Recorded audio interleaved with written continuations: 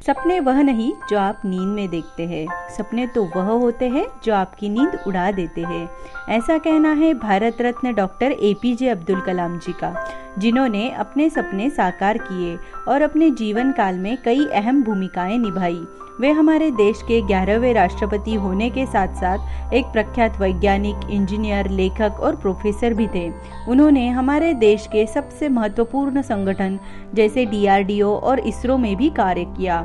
इसी कारण उन्हें मिसाइल मैन भी कहा जाता है। आइए दोस्तों, आज मैं आपके साथ डॉक्टर अब्दुल कलाम जी की जीवनी शेयर करने जा रही हूँ। उनकी सफलता की कहानी हम सबके लिए प्रेरणा का स्रोत है। अब्दुल कलाम का जन्म तमिलनाडु के रामेश्वरम में एक छोटे से गांव धनुषकोडी में एक मुस्लिम परिवार में हुआ।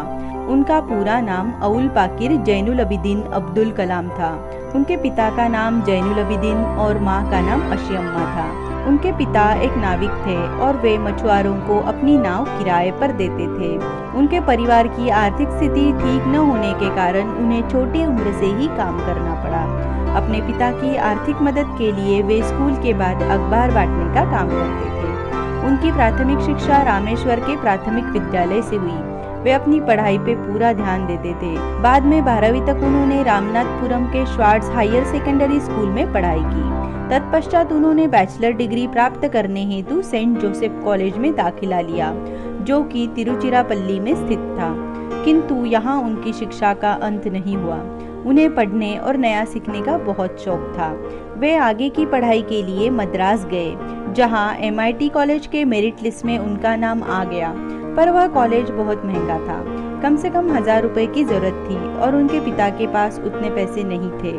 तब उनकी बड़ी बहन ने अपने गहने बेचकर फीस भरने के लिए पैसे जुटाए और उन्होंने अंतरिक्ष विज्ञान में डिग्री हासिल की। उनका सपना था कि वह भारतीय वायुसेना में फाइटर प्लेन के पायलट बन सके, परंतु यह पूर्ण न हो पाया। फिर भी उन्होंने हार नहीं मानी। इसके बाद वे भारतीय रक्षा अनुसंधान एवं विकास संस्थान DRDO में वैज्ञानिक के तौर पर चुने गए।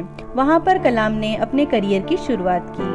भारतीय वायुसेना के लिए एक छोटे से हेलीकॉप्टर का डिजाइन बनाकर, जिसे हॉवरक्राफ्ट परियोजना कहा जाता था, परंतु DRDO में वे अपने काम से संतुष्ट नहीं थे, क्योंकि DRDO में एक सीमित काम होता था जिसे हर रोज दोहराना पड़ता था और कलाम एक सीमित काम तक बंधे नहीं रहना चाहते थे। कुछ साल काम करने के बाद डॉक्टर विक्रम साराभाई के कहने पर उनका ट्रांसफर भारतीय अनुसंधान संगठन मतलब ISRO में हो गया, जहां पर डॉक्टर विक्रम साराभाई की अध्यक्षता में उन्होंने कई परियोजना का सफलतापूर्वक संचालन किया, जिनमें से सबसे महत्वपूर्ण था उनके द्वारा भारत के पहले उपग्रह पृथ्वी, जिसे SLV-3 भी कहा जाता है, उसका पृथ्वी की कक्षा के निकट स्थापित किया जाना।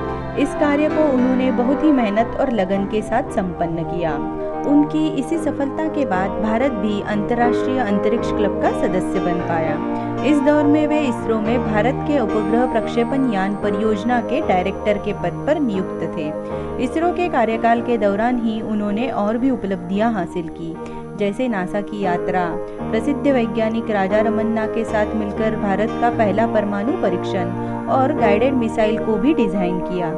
कलाम के अनुसार DRDO और ISRO में उन्हें 3 महान शिक्षकों से लीडरशिप सीखने में मदद की। वो थे डॉक्टर विक्रम साराभाई, प्रोफेसर सतीश धवन और डॉक्टर ब्रह्म प्रकाश। इन सब के पश्चात कलाम एक सफल तथा प्रख्यात वैज्ञानिक बन चुके थे। इसी कारण उन्हें भारत सरकार द्वारा सन 1981 में पद्म भूषण और बाद में सन 1990 में पद्म विभूषण पुरस्कार से सम्मानित किया गया। ये सम्मान भारत के तीसरे और दूसरे नागरिक का सर्वोच्च सम्मान है। इसके बाद वे रक्षा मंत्री के विज्ञान सलाहकार के पद पर नियुक्त रहे। साथ ही वह सुरक्षा शोध और विकास विभाग के सचिव भी थे। उनका भारत के प्रति योगदान देखकर उन्हें भारत रत्न से सम्मानित किया गया, जो भारत का सर्वोच्च नागरिक सम्मान है। उसके बाद उन्हीं के नेतृत्व में भारत ने अपना दूसरा सफल परमाणु परीक्षण किया। वे भारत के सबसे प्रसिद्ध एवं सफल परमाणु वैज्ञानिक थे। फिर 2002 में उनके प्रति भारत की जनता में सम्मान देखते हुए और भारत के प्रति उनका लगाव देखते हुए NDA ने उन्हें राष्ट्रपति पद का उम्मीदवार घोषित किया। और वे चुनाव में विजयी होकर भारत के राष्ट्रपति के रूप में हमारे सामने आए। वे कहते थे कि अब जब मैं भारत का राष्ट्रपति बन गया हूँ तो सरकार मेरी जरूरतों का ध्यान रखती है, तो मैं अपनी बचत और वेतन के साथ क्या कर सकता हूँ। इसलिए उन्होंने अपनी सारी जीवन की बचत और वेतन को प्यूरा नामक चैरिटेबल संस्था को डोनेट कर दिया, जो कि ग्रामीण क्षेत्रों में शहरी सुविधाओं को प्रदान करने का काम करती थी। इसी कारण उन्हें जनता का राष्ट्रपति इस नाम से संबोधित किया जाने लगा। उनके इस कार्यकाल के दौरान उन्होंने कई सभाएं संबोधित की, जिनमें भारत के तथा यहाँ रह रहे युवाओं के भविष्य को बेहतर बनाने हेतु बातों पर जोर दिया गया। यह तो हम सभी जानते हैं कि अब्दुल कलाम अपनी निजी जिंदगी में एक सरल तथा अनुशासन प्रिय व्यक्ति थे।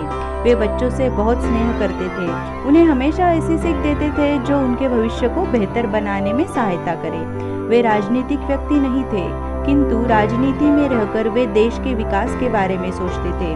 वे जानते थे कि युवाओं का बेहतर विकास ही देश को आगे लेकर जा सकता है। वे चाहते थे कि परमाणु हथियारों के क्षेत्र में भारत एक बड़ी शक्ति के रूप में जाना जाए। उनका कहना था 2000 वर्षों के इतिहास में भारत पर 600 वर्षों तक अन्य लोगों ने शासन किया है। यदि आप विकास चाहते हैं तो देश में शांति की स्थिति होना आवश्यक है, और शांति की स्थापना शक्ति से होती है।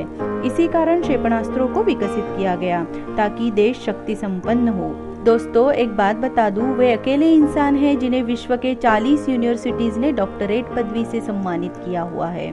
उनका राष्ट्रपति का कार्यकाल 2007 में समाप्त होने के बाद भी डॉक्टर कलाम के कार्यकाल को भारत के राष्ट्रपति के रूप में बढ़ाने के लिए लोगों द्वारा कई अभियान चलाए गए, और सोशल नेटवर्किंग साइट्स द्वारा कई लोगों ने उसे समर्थन दिया। वे ऐसे एकमेव राष्ट्रपति है जिन्हें लोगों द्वारा इतना प्यार मिला। फिर बाद में अपना कार्यकाल समाप्त होने पर उन्होंने कई जगहों पर प्रोफेसर के तौर पर कार्य किया, जैसे शिलोंग, अहमदाबाद तथा इंदौर के भारतीय प्रबंधन संस्थानों और बेंगलोर के भारतीय विज्ञान संस्थान में भी उन्होंने अपना योगदान दिया। उन्होंने युवाओं को प्रेरित करने हेतु कई किताबें लिखी, जिसमें मुख्य रूप से wings of fire, a manifesto for challenge और इंस्पायरिंग थॉट्स यह भी शामिल है। दोस्तों, आप में से शायद बहुत कम लोग जानते होंगे कि वे गीता और कुरान दोनों का अनुसरण करते थे। उन्हें भक्ति गीत सुनने का और वाद्य यंत्र बजाने का भी शौक था। उनका लगाव भारत की संस्कृति के प्रति बहुत अधिक था। ऐसे ही वक्त बीतता गया और एक दिन जब वे शिलोंग के भारतीय प्रबंधन संस्थान में लेक्चर दे रहे थे, तभी दिल का दौरा पड़ने के कारण ये मिसाइल मैन हम सबको छोड़कर चले गए। उनका जाना हमारे देश के लिए कभी पूर्ण न होने वाली क्षति थी। भारत सरकार ने उनके सम्मान में 7 दिवसीय राजकीय शोक की घोषणा की। वे कहते थे, इंतजार करने वालों को सिर्फ उतना ही मिलता है जितना कोशिश करने वाले छोड़ देते हैं। अगर आप भी अब्दुल कलाम जी के इंस्पिरेशनल कोट्स जानते हैं तो नीचे जरूर कमेंट कीजिए, ताकि और भी लोग उसे पढ़कर इंस्पायर हो सके। महान लोगों की जीवनी आप तक पहुंचाने का यह एक छोटा सा प्रयास है। अगर आपको यह प्रयास अच्छा और सच्चा लगे तो आप मेरे चैनल को सब्सक्राइब कीजिए और नोटिफिकेशन में जाकर उधर बने बेल पे क्लिक कर दीजिए, जिससे आपको मेरे नए वीडियो की जानकारी मिलती रहेगी। फिर मिलेंगे आपसे ऐसे ही किसी महान व्यक्ति की महान गाथा के साथ। जय हिंद, वंदे मातरम।